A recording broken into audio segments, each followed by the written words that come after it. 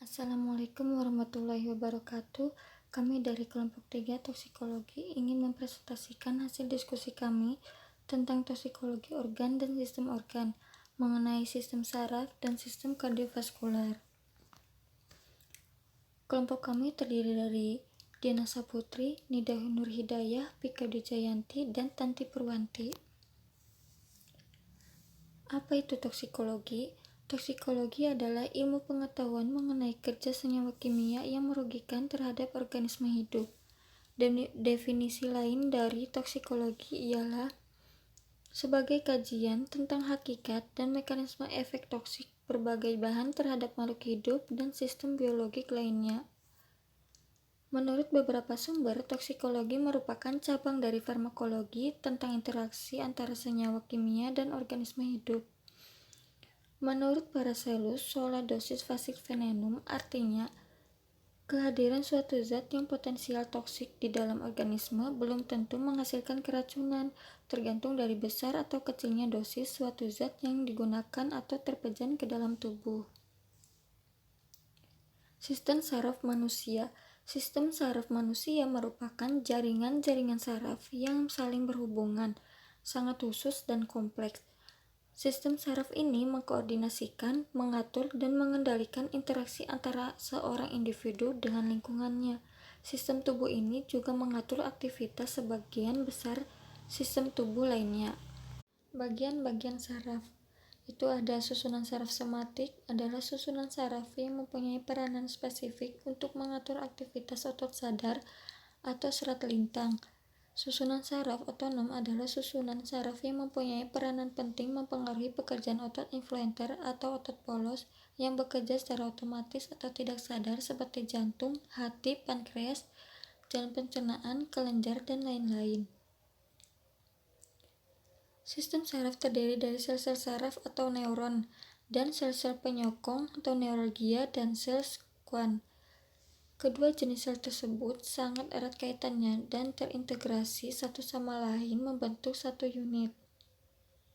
Selanjutnya ada neuron. Neuron adalah sel-sel sistem saraf khusus yang peka terhadap rangsangan menerima rangsangan sensorik atau aferen dari ujung-ujung saraf perifer khusus atau dari organ reseptor sensorik dan menyalurkan masukan motorik atau eferen ke otot-otot dan kelenjar-kelenjar, yaitu organ-organ efektor. Setiap neuron terdiri dari 3 bagian utama, yaitu badan sel. Badan sel saraf mengandung inti sel dan sitoplasma. Di dalam sitoplasma terdapat mitokondria yang berfungsi sebagai penyedia energi untuk membawa rangsangan. Selanjutnya ada dendrit. Dendrit adalah serabut-serabut perpanjangan penjuluran sitoplasma. Dan yang terakhir ada neuron atau akson. Neurit atau akson adalah serabut-serabut kelanjutan sitoplasma yang panjang. Sebuah neuron memiliki satu akson. Neurit berfungsi untuk membawa rangsangan dari badan sel ke sel saraf lain. Berdasarkan bentuk dan fungsinya, neuron dibedakan menjadi 3 macam, yaitu yang pertama ada neuron sensorik. Neuron sensorik adalah neuron yang membawa impuls dari reseptor indera ke pusat susunan saraf. Itu ada otak dan sumsum tulang belakang. Yang kedua ada neuron motorik. Neuron motorik adalah neuron yang membawa impuls dari pusat ke susunan saraf ke efektor, seperti otot dan kelenjar. Dan yang ketiga ada neuron konektor. Neuron konektor adalah neuron yang membawa impuls dari neuron sensorik ke neuron motorik. Toksikologi sistem saraf. Sebagai suatu bagian vital dalam tubuh, susunan saraf dilindungi dari toksikan dalam darah oleh suatu mekanisme protektif yang unik, yaitu sawar darah otak dan sawar darah saraf. Sawar darah otak atau blood-brain barrier endotelium dalam otak tak dapat ditembus oleh zat pemberat molekul menengah, misalnya horseradis perioksidase dengan berat molekul 40.000 dan diameter 5-6 nanometer, karena susunan sel ini sangat rapat. Selain itu, sel ini tidak mempunyai banyak vesikel yang melakukan mikropinositosis yang dalam kapiler jaringan lain menjalankan mekanisme penting untuk transport melewati sel endotel. Selanjutnya, sawar darah saraf atau blood nerve barrier. Saraf perifer ditutupi oleh dua sarung jaringan ikat, perineurium dan epineurium, dan dijalin dengan endoneureum. Sawar darah saraf dilakukan oleh pembuluh darah dalam endoneureum dan didukung oleh sel berlamela pada sarung perineural. Sawar darah saraf tidak seperti sawar darah otak. Karenanya, ganglia radix dorsal biasanya lebih rentan daripada neuron SSP terhadap neuron toksin. Lebih besarnya, kerentanan sebagian dapat dikaitkan dengan fakta bahwa neuron mempunyai suatu metabolisme yang tinggi, dengan sedikit kapasitas untuk metabolisme anaerobik. Selain itu, karena dapat dirangsang oleh listrik, neuron cenderung lebih mudah kehilangan membran sel. Alasan lain mengapa susunan saraf rentan terhadap efek toksik, karena badan sel harus memasok aksonnya secara struktural maupun secara metabolisme. Kategori efek neurotoksik yang pertama dan neuropati. Suatu neuron sangat rentan terhadap keadaan anoksia dan hipoglikemi. Badan sel neuron dapat dipengaruhi oleh toksikan secara langsung. Toksikan yang dapat merusak neuron diantaranya ada barbiturat dengan menginduksi auksia dalam otak, terutama pada daerah tertentu di korteks otak, hipokampus, dan otak kecil. Selanjutnya ada sianida dan asid dengan menghambat sitokrom oksidase sehingga mengakibatkan anoksia sitotoksik. Dan yang terakhir ada aluminium dengan menembus sawar darah otak dan menginduksi enselopati dengan degenerasi neurofibril terhadap penyakit Alzheimer. Kategori efek neurotoksik selanjutnya ialah aksonopati. Unsur-unsur dalam akson misalnya neofibril tidak disintesis secara lokal tetapi pada dalam badan sel dan diangkut sepanjang akson. Aksonopati dibagi menjadi dua macam. Yang pertama aksonopati proksimal. Beta-imino-dipropionitril atau IDPN digunakan untuk mempelajari penyakit neuron sensorik, misalnya sklerosis amiotrofik lateral. Efek IDPN adalah perusakan transport akson lambat pada neurofilamen, sedangkan sintetisnya berlanjut dalam badan sel. Yang kedua, aksonopati distal. Suatu jenis aksonopati distal yang penting disebabkan oleh senyawa organofosfat tertentu, misalnya TOCP atau triokresilfosfat, EPN, dan leptofos. Senyawa ini menghambat kolinesterase dan juga menyebabkan neuropati lambat. Aksonopati distal diperkirakan merupakan akibat rusaknya aktivitas enzim glikolisis dalam akson. Rusaknya enzim ini akan mempengaruhi bagian distal akson. Kategori efek neurotoksik selanjutnya ialah gangguan pada transmisi sinap. Tetanoplasmin dari kuman Clostridium tetani menyebabkan tetanus melalui efeknya pada SSP. Tetanoplasmin melepaskan hambatan motoneuron dalam medula spinalis dengan pengikatan pada reseptor neuron. Kemudian, gangguan pada sel glia dan mielin.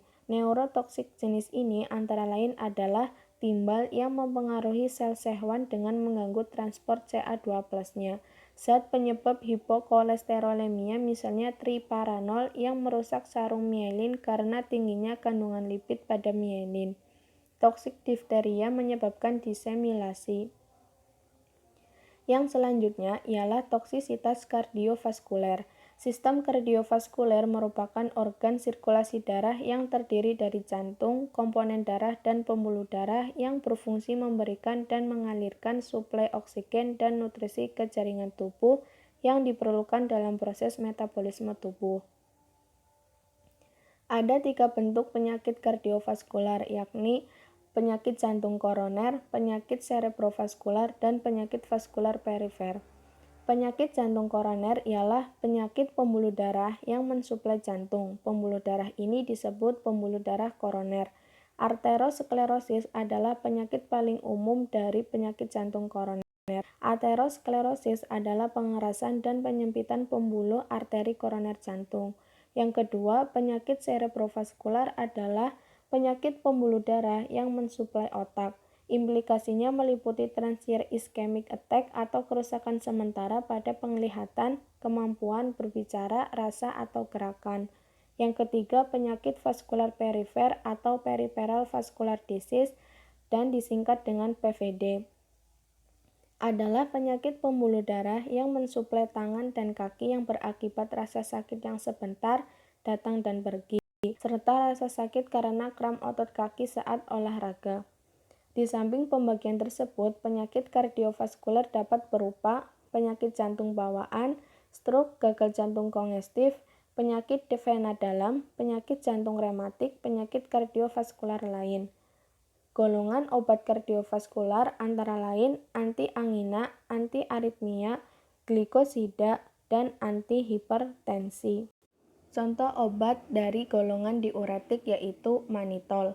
Mekanisme kerja manitol sebagai diuretik osmotik yang non-metabolizable akan difiltrasi ke dalam lumen tubulus sehingga meningkatkan osmolalitas cairan tubulus.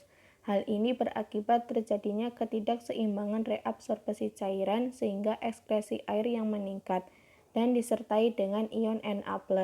Toksisitas yang paling besar dipengaruhi meningkatnya osmolalitas plasma dengan berkurangnya red filtrasi glomerulus atau CHF atau gagal ginjal.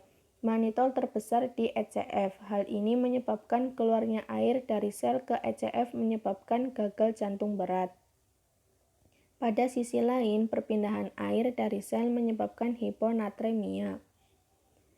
Golongan yang selanjutnya ialah ACI inhibitor dan obatnya yaitu enalapril maleat. Mekanisme kerjanya kompetitif inhibitor dari angiotensin converting enzyme atau ACI mencegah konversi angiotensin 1 menjadi angiotensin 2, suatu vasokonstriktor yang poten, menghasilkan kadar angiotensin 2 yang lebih rendah yang mana dapat menyebabkan peningkatan aktivitas renin dalam plasma dan mereduksi sekresi aldosteron.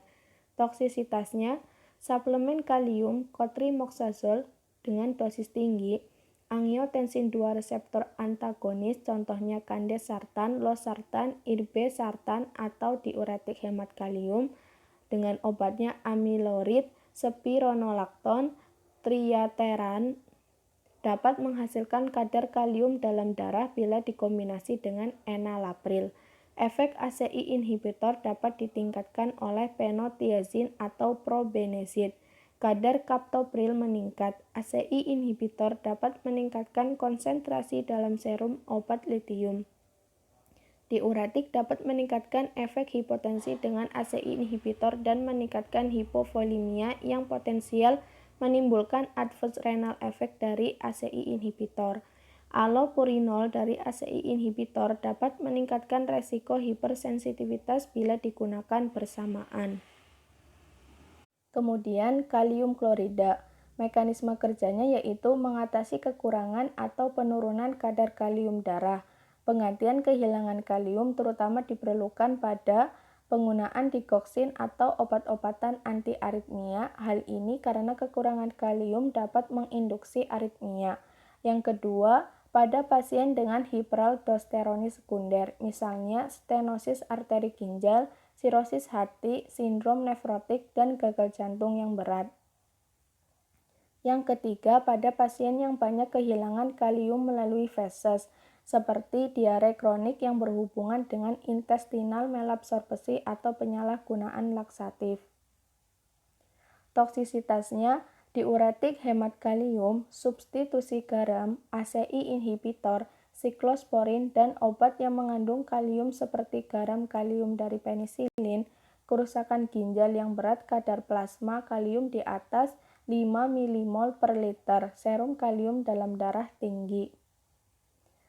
Selanjutnya, digoxin. Mekanisme kerjanya yaitu dengan menghambat pompa NAK-ATPase yang menghasilkan peningkatan natrium intraseluler yang menyebabkan lemahnya pertukaran natrium atau kalium dan meningkatkan kalsium intraseluler.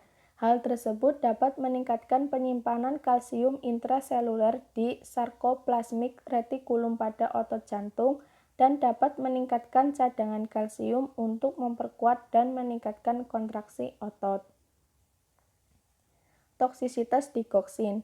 Insiden dan keparahan toksisitas dikoksin telah menurun secara substansial dalam 2 dekade terakhir karena adanya pengembangan obat alternatif untuk pengobatan aritmia supraventrikuler dan gagal jantung, yaitu meningkatnya pemahaman terhadap farmakokinetik dikoksin, adanya monitoring kadar dikoksin serum, dan adanya identifikasi interaksi penting antara dikoksin dan obat lainnya yang diberikan bersamaan.